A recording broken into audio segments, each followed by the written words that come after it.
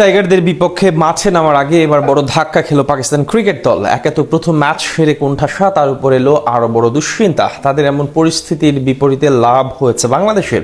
পাকিস্তানের সাথে এখন ব্যবধানটাও বেড়েছে বিশাল হারে সিলেট টেস্টের আগে। তবে কি এমন দুশ্চিন্তা এলো পাকিস্তানের জন্য এবং এতে বাংলাদেশের লাভ নিয়ে বিস্তারিত জানবো রিপোর্ট।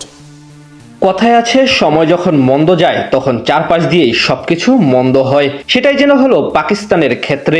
আগামীকাল ম্যাচ, তার ঠিক আগ মুহূর্তে এবার বড় ধাক্কা খেলো শান মাসুদের দল। পাকিস্তানের দুশ্চিন্তার বিপরীতে অবশ্য লাভের লাভ হয়েছে বাংলাদেশের। একত সিরিজে ইতিমধ্যে 1-0 ব্যবধানে এগিয়ে আছে, তার উপর এখন ওয়ার্ল্ড টেস্ট চ্যাম্পিয়নশিপেও লাভবান হয়েছে টিম টাইগার্স। পাকিস্তানের জন্য এমনিতে সময়টা বেশ খারাপ যাচ্ছে। বাংলাদেশের সাথে পরপর দুইবার টেস্ট ফরম্যাটে সিরিজ হারার শঙ্কার সাথে কিছুদিন আগে ওয়ানডে ফরম্যাটেও পরাজিত হয়ে গেছে বঙ্গোপার থেকে।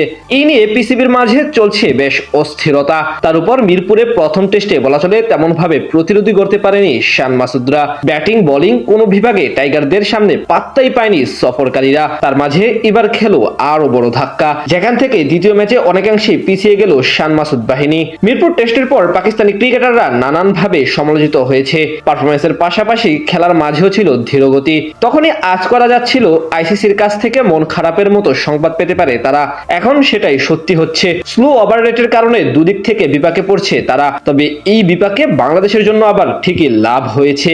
ঢাকা টেস্টে তাদের বিপক্ষে মোট 8 ওভার স্লো রেট অভিযোগ ওঠে, যার কারণে ম্যাচ ফির বড় একটি অংশ জরিমানা করা হয়েছে। পাশাপাশি আইসিসির বিশ্ব টেস্ট চ্যাম্পিয়নশিপ থেকে মোট 8 পয়েন্ট কেটে নেওয়া হয়েছে। আইসিসির match referee Jeff crew Pakistan দলকে নির্ধারিত সময়ের চেয়ে 8 ওভার পিছিয়ে থাকার দায়ে এই শাস্তি দিয়েছেন। সময় ও অন্যান্য আনুষঙ্গিক বিষয় বিবেচনা করার পরও দেখা যায় পাকিস্তান দল বোলিং কোটা পূর্ণ করতে ব্যর্থ হয়েছে। আইসিসির নিয়ম অনুযায়ী পাকিস্তান দলকে আইসিসির কোড অফ কন্ডাক্টের 2.22 ধারা অনুযায়ী প্রতি ওভার কম করার জন্য সংশ্লিষ্ট দলের খেলোয়াড়দের 5% জরিমানা করা হয়। সেই হিসেবে 8 ওভারের জন্য পাকিস্তানি খেলোয়াড়দের ম্যাচ ফির 40% জরিমানা করা হয়েছে। বিশ্ব টেস্ট চ্যাম্পিয়নশিপের নিয়ম অনুযায়ী প্রতি ওভার কম করার জন্য 1 পয়েন্ট করে পেনাল্টি দেওয়া হয়। ফলে পাকিস্তানের অর্জিত পয়েন্ট থেকে মোট 8টি গুরুত্বপূর্ণ পয়েন্ট কেটে নেওয়া হয়েছে। নির্ধারিত সময়ের মধ্যে বোলিং শেষ করতে না পারা টেস্ট চ্যাম্পিয়নশিপের টেবিলে বড় প্রভাব ফেলতে পারে। বিশেষ করে ফাইনালের দৌড়ে থাকা দলগুলোর জন্য 1 পয়েন্টও যেখানে গুরুত্বপূর্ণ, সেখানে